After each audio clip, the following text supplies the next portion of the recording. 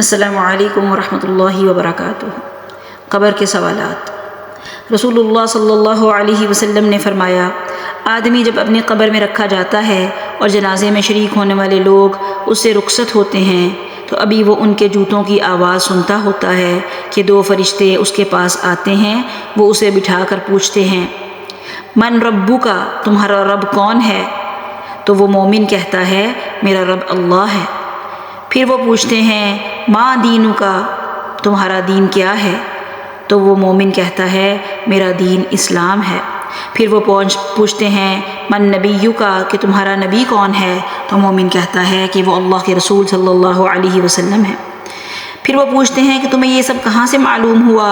تو وہ کہتا ہے، میں نے اللہ کی کتاب پڑھی، اس پر ایمان لایا اور اس کو سچ سمجھا۔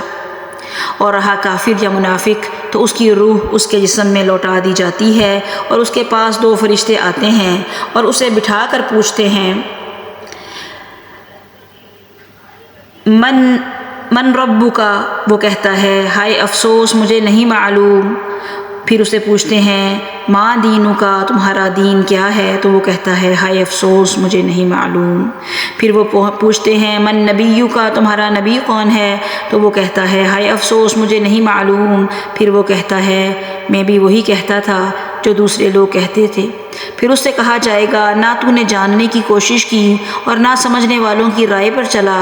پھر اسے لوہے کے گرزوں سے بڑی زور سے مارا جائے گا کہ وہ چیخ پڑے گا اور اس کی چیخ کو جن اور انسانوں کے سوا اس کے آس پاس کی تمام مخلوق سنے گی۔ رواہ بخاری۔